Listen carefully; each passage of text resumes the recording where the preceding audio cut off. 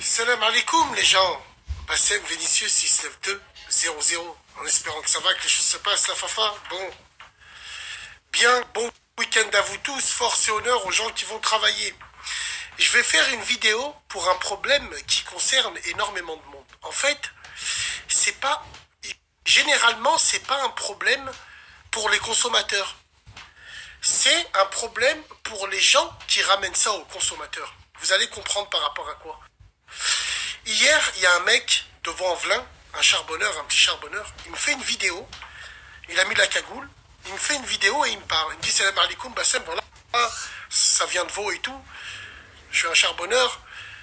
Il y a une femme voilée qui vient souvent me prendre de la sel'a pour son mari. Je lui dis, il est où son mari? Il est au Hebs. Il me dit, ouais. Mais je lui dis, c'est quoi? C'est un hijab 6.3 mg? Il me dit, non, c'est un gilbeb. Je lui dis, ok. Mais je lui dis, dis-moi le comportement. Elle me dit, elle vient, elle baisse la tête, elle me demande, et moi je lui donne. Elle a toujours été comme ça. Il me dit, ouais.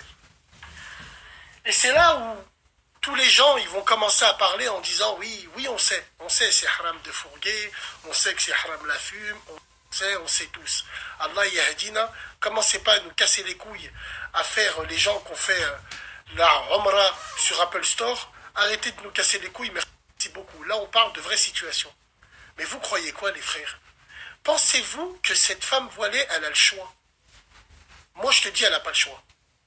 Bien sûr qu'elle n'a pas le choix. Parce que je lui dis, frérot, cette meuf, elle vient d'où? Il me dit, elle vient du quartier, mais elle n'est pas originaire du quartier.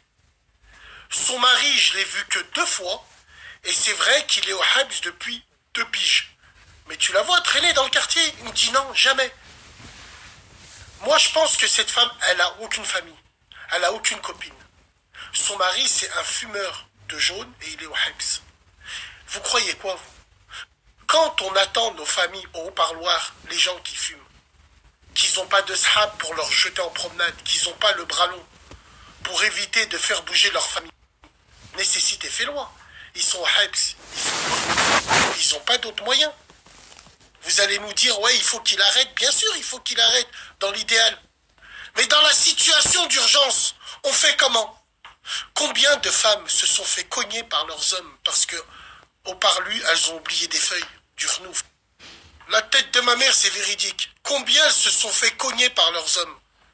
Et ouais, quand les familles, elles viennent voir les frères enfermés, ou les sœurs enfermées, ils viennent les voir par rapport à quoi? Pour leur ramener de la sel'a, de la viande, un peu de renouf, des feuilles, des mars, des bounties, des trucs anodins.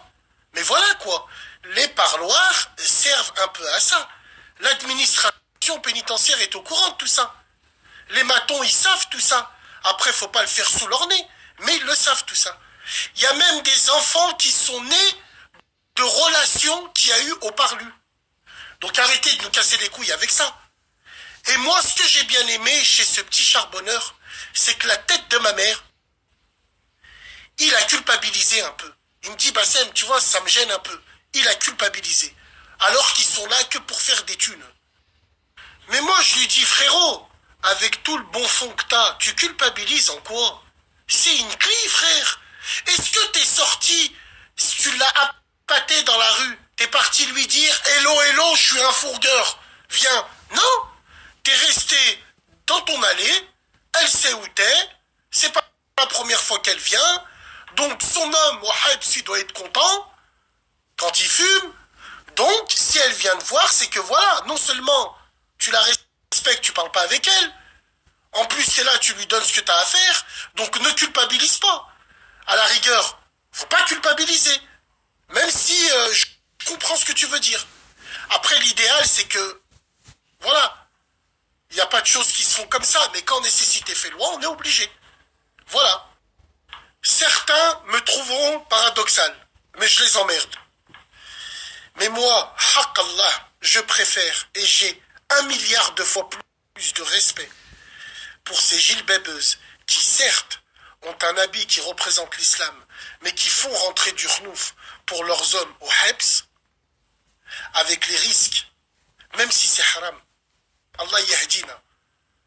Mais là, voilà, je préfère 1 milliard de fois mieux ces femmes-là que ces hijabeuses décapotables, musicali, make-up, que quand elles chantent des chansons, elles bougent la tête, elles lèvent les yeux au ciel, quand elles connaissent plus les paroles, elles tirent leur langue, bande de putes. Hitler, il s'est trompé de cible. Il aurait dû commencer avec vous. Das ist die Ruvisaisen, à vous en premier.